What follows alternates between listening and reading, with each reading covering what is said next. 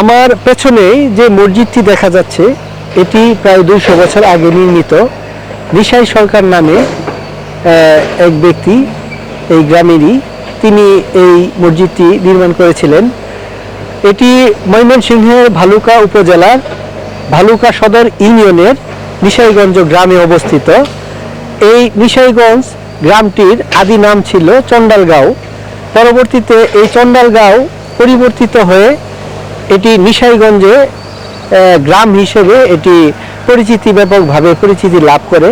এই মসজিদটি এখনও 5 ওয়াক্ত নামাজ আদায় করা হয়। তবে গত 1 বছর আগে এখানে মসজিদের ভিতরে একটি বজ্রপাত হওয়ায় কিছু ক্ষয়ক্ষতি হয়। পরবর্তীতে সেটি এলাকার মানুষজন মেরামত করেছেন। এই মসজিদটি সম্পর্কে এখানকার যারা মুসল্লি এবং এলাকার মানুষজন আছে ওনাদের কাছে জানবো এবং এর পিছনের কথাগুলো জানার চেষ্টা করব। ধলা জমিদার ঘর তহসিলদারি হচ্ছে, শেষে যখন 500 বছর করিয়া আসছে তখন জিগাইছে, তাইছে নিশা, তার ডাকতো নিশা। নিশা, তুমি যে এত বছর ধরে চাকরি করতেছ, তোমার কি সংসারই নাই? সংসারই আল্লাহ চালাইব। এরকম করতে করতে যখন 2-3 বছর গেছে গা, যারা জমিদারা ইচ্ছা হয়ে আয় তারা 13টা তালুক দিয়ে দিছে একে লেহা পরীক্ষা। এই মানে এই যত গ্রাম আছে 13টা গ্রামের মধ্যে তালুক আছে। ধরে ওই তালুকদার, তার নাম তুইছে জমিদার আবেদুল্লাহ সরকার। ওনার যখন আইতো তো যে নঙ্গর বিলের খাল আছে ওই আতিতে নামিয়া এই জমিদারি বাড়ি চালাতো। তার বাড়ি আছে নিজে এই মসজিদের কাছে। ওখান তো আর এটা বাড়ির কোনো সিন নাই। এইটা এই সল কেউই কইতারতো না। কিছু আসেন পরে এই ছাদ ভাঙ্গে গেল, এই ছাদটা ভাঙ্গে গেছেন, ভাঙ্গে জানো ওই ইয়াটা আমার পড়ে গেছে গা, ওইটা আর আমরা দেখতেছি না। ওইটা আমগর জন্মের আগে ভাঙছি। মসজিদটা যখন তৈরি করছে সব হলো হিন্দু। এই জায়গার মধ্যে মনে চিন্তা নিছে যে আমি যে মুসলমান, আমি জমিদার হয়েছি, আমি যদি একটা কুরবানি দেওয়ার যাই বা নামাজ পড়ি, তা আমার একটা মসজিদের দরকার।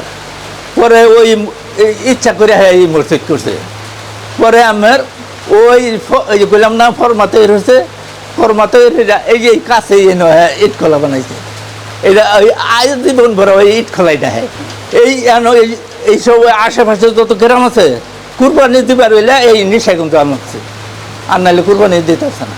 ওই জমিদার আছেন হিন্দু জমিদার, হিন্দুরা তো কুরবানি দিবার দিছে না, নামাজ পড়বার দিছে না। এই শুক্রবারে নামাজ পড়ছে এই মসজিদ।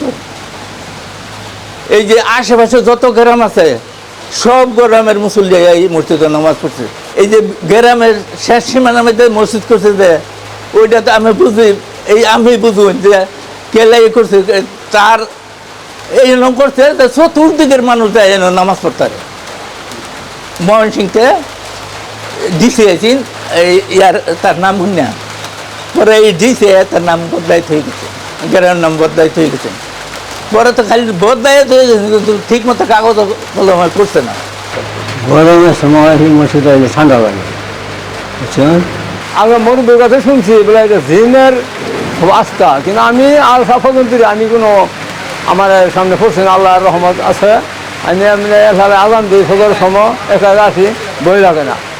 মান্যত করলে ইনশাল্লাহ আল্লাহ দিলে যা যা মানে এই যা যা তবরক আনে যা দেখা মানে কাম হইতেছে ইনশাল্লাহ। অন্য অঞ্চল লোক মানুষ আইলে মসজিদ ভালো করা, অন্য আমরা কই ভালা।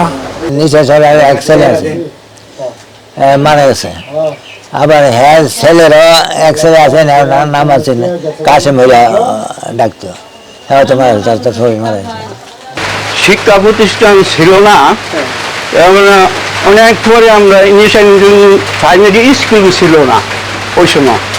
এই আমার স্কুলটা হয়েছে মনে স্বাধীনের পরে, এই যে 72-72 এই 72-এর পরে আমার প্রাইমারি স্কুল আমার গ্রামে হচ্ছে। হ্যাঁ, এর আগে কোনো শিক্ষা প্রতিষ্ঠান ছিল না। হাল চাষ কইরা মানুষ ক্ষেত কামার করে দিন চালাইছে। এই ক্ষেত কামারের ধান পাট আগে ফাট আছেন, সরিষা আছেন, এরকম ক্ষেত কামারের সব কিছু হয়েছে। এটা মারা চলার ডিজিগের ইয়া হয়েছে আর কি। এই মসজিদটি চুনা পাথর, মাটি এবং ইট দিয়ে এটি নির্মাণ করেছিলেন। এই মসজিদের ইটের মধ্যে এখনো নিশাই সরকারের নাম খোদাই করা আছে। এই মসজিদটি পুরাতন হলেও এখনো অনেক শক্ত মজবুত। এই মসজিদটি ভেতরে শীতকালে গরম এবং গরমকালে ঠান্ডা অনুভূত হয়। এখানে 5 ওয়াক্ত নামাজ আদায় করা যায়। প্রায় 50 থেকে 100 জন মুসল্লি এখানে নামাজ আদায় করতে পারেন একসাথে। এই মসজিদটির ছাড়াও এই নিশাইগঞ্জ গ্রাম একটি আদর্শ গ্রাম। এখানে অনেকগুলো পরিবার বসবাস করেন। এখানে বিভিন্ন কৃষি খামার, মৎস্য খামার এবং হাঁস মুরগি, গরু ছাগল পালন করে আসছেন এখানকার মানুষ। একটা সময় এই গ্রামের মানুষ অনেক দরিদ্র সীমার নিচে বসবাস করতেন। বিভিন্ন চাষাবাদের ফলে তাদের অর্থনৈতিক যেমনি সচ্ছলতা এসেছে, সাংসারিক অনেক অভাব অনটন তারা দূর করতে পেরেছেন। তাদের ছেলে মেয়েদেরকে স্কুল, মাদ্রাসা সহ বিভিন্ন শিক্ষা প্রতিষ্ঠানে তারা পড়াশোনা করাচ্ছেন। এই গ্রামে কৃষি চাষাবাদ ছাড়াও এখানে শিক্ষা প্রতিষ্ঠান রয়েছে, ধর্মীয় এবং প্রাথমিক বিদ্যালয় রয়েছে। এখানকার যারা ছোট ছোট ছেলেমেয়েরা তারা ওই সকল শিক্ষা প্রতিষ্ঠানে পড়াশোনা করছেন এবং এই গ্রামের মানুষের মধ্যে একটি সুন্দর সুসম্পর্ক গড়ে উঠেছে। এখানে অনেকগুলো পরিবার বসবাস করেন। তাদের মধ্যে ব্যাপক একটি সৌহার্দ্যপূর্ণ এবং সুন্দর সম্পর্ক বিরাজ করছে। একে অপরের সাথে মিলেমিশে তারা এই গ্রামে বসবাস করছেন। তেমন কোনো হানাহানি, ঝগড়া বিবাদ নেই। এখানকার মানুষ অত্যন্ত মিশুক। অন্য এলাকা থেকে এই গ্রামে আসলে মানুষ এখান থেকে যেতে চায় না।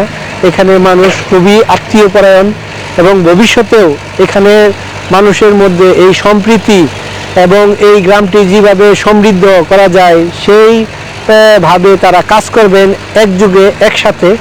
এই গ্রামে একটি সুসম্পর্ক এবং এই গ্রাম আরও এগিয়ে যাবে, আরও উন্নতি হবে বলে এই গ্রামের মানুষ মনে করেন।